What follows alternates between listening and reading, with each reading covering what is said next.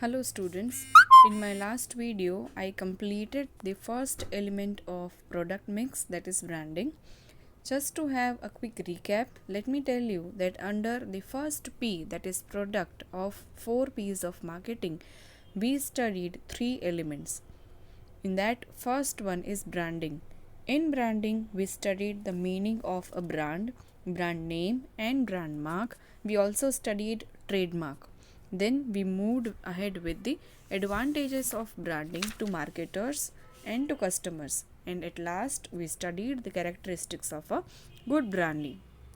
Now we are going to study the second element of product, that is packaging. Remember, we are going to study 3 elements in the first P. First is branding, second is packaging, and third is labeling. All the 3 are important from the viewpoint of making your project as well as for writing into your theory question paper. So let us see what a packaging is. Packaging refers to the act of designing and producing the container box or wrapper of a product. So this is the first move to attract customers. Generally, we get attracted to or something that makes us feel like looking at is the outer look of a packet or a brand or a product or any good for that matter. So packaging is also referred to as a silent salesman, because what differentiates your product from your competitors is the outer look. The inner qualities would come later, because when the consumer opens the package and then consumes it, he would come to know about the quality and the likes or dislikes about the product. But first, he would consume or he would just buy the product looking at the outer design. So that is packaging. So the products package, any kind of product, be it an industrial product, consumer product, durable or non-durable, require special packaging. So here we have to study in this topic 3 levels of packaging: primary level, secondary level, and transportation packaging. So primary level packaging is nothing but the immediate container. Some products are sold in their primary packaging only. They are kept in the same packaging throughout the entire life. For example, when you buy any soft drinks or juices or vegetables or toothpaste tube, they normally are sold in the primary level packaging only. So for the remembering purpose, just make sure that you remember that whichever packing touches the actual product is the primary level. So when you buy a toothpaste, the tube is the primary level, because inside the tube the actual toothpaste is kept, right? Matchbox, for example. So all the matchboxes are, or all the matchsticks are contained in the matchbox. So that matchbox in which these sticks are there inside is known as a primary level. Soft drinks you are buying, so that bottle or tetra pack or any other packing, say tin pack, all these packs touch the product, so it is a primary level. Without that primary packaging, you cannot say hold or consume the product properly. So primary level would help a consumer to consume the product in a right way. Assume we are given a toothpaste in a container. It would be so difficult to take it out every day, right? Rather, it is given in a tube, say pack, which can be pressed easily to take out a toothpaste from it. So primary level is a level which is or which would be with the packing throughout the life of that product until it is completely consumed. Second is secondary level. So it refers to the additional layer of protection that are kept or provided till the product is ready to use. For example, say when you buy 5 or 10 packets of wafers, it is normally given to you in a secondary packing. Now secondary packing is not needed, for example, for every product, right? If you are buying, say, one strip of medicine, that strip, say paracetamol you are buying, right, for fever, so that one strip in which all the tablets are there inside is a primary packing. But if you buy 10 such strips of paracetamol, then that box, cardboard box, thin cardboard box, is a secondary packing in which 10 such strips of paracetamol are kept. So it is an additional layer. This secondary layer is discarded during the use of the product, right? You will take off all the 10 strips of paracetamol and you will throw away that outer packing. So that is a secondary packing in which all such singular primary packet are kept inside. The next is transportation package. Transportation package is, I have shown in the picture. Now see here, the first primary packing is this container, this tin container for the green peas. This is one container, right? That is primary. Now 12 such containers are packed in a small box. So that is a secondary packaging. So normally a user, say a wholesaler of this green peas, would throw away this container which is there in the second packaging.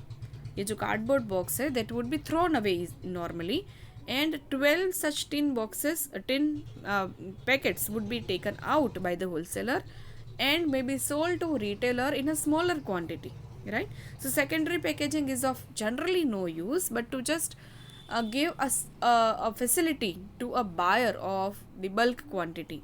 And then the transport packaging means the cartons in which such say 5 to 6 secondary packaging would be kept, right? So this bigger box is useful for transportation purpose. So this 12 green peas tins are packed inside a secondary packet, and this secondary packet or cardboard box would be kept inside the transport packaging. So in one transport packet you may find 6, 8 or 12 or 20 or 100 units of such secondary packaging. So for every goods or any singular product you sell, at least you should have a primary and a transport packaging. Many a times secondary packaging are not so useful unless your transportation chain is very large. So you may say a generally acceptable levels of packaging are 3. Primary means the packaging which stays with the product throughout the life, which touches the product content.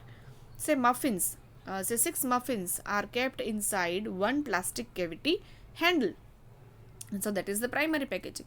Such, if you are buying say 3 such muffin packets, you would be given that in a secondary packaging. And if that muffin seller sells this kind of muffins in wholesale, then such 6 cavity handles would be kept in a bigger box, right? Or say the secondary packet in which 3 such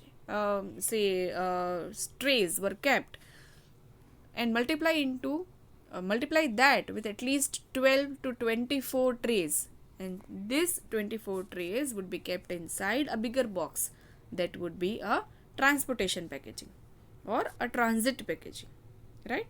Now let us see functions of packaging. There are 4 functions and there are 4 points of importance given in our syllabus.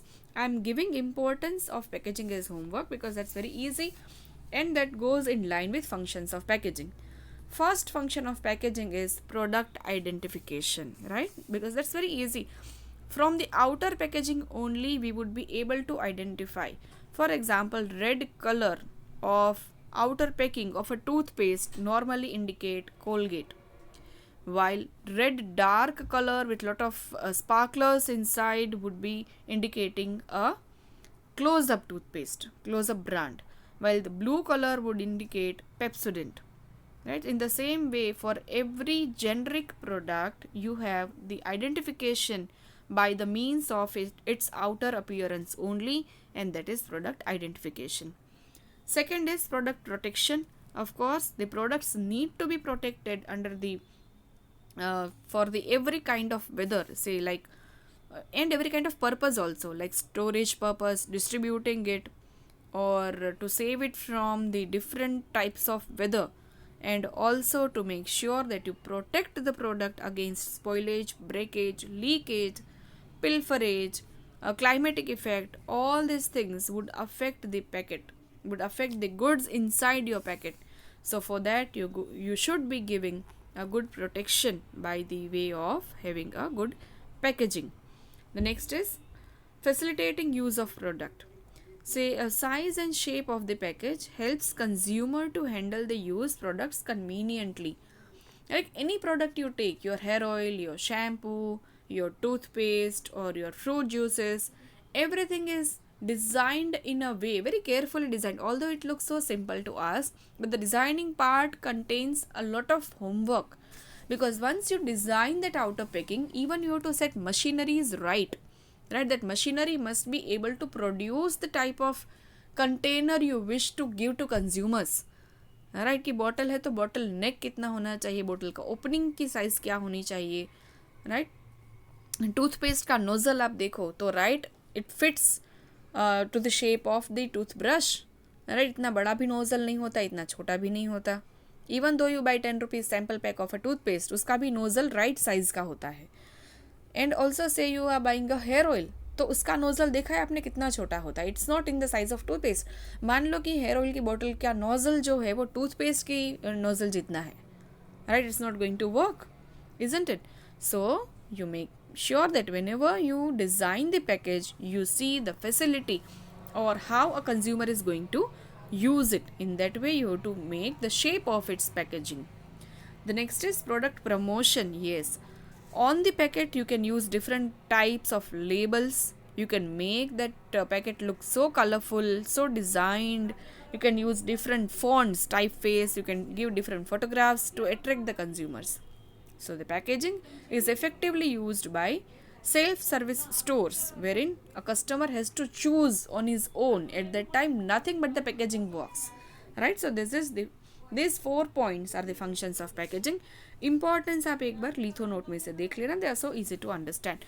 Normally functions of packaging are asked frequently, while importance is given a secondary preference. In my next video I'll be explaining the last element of the first P of marketing, that is labeling. After labeling we would go to the second element of marketing mix, that is pricing.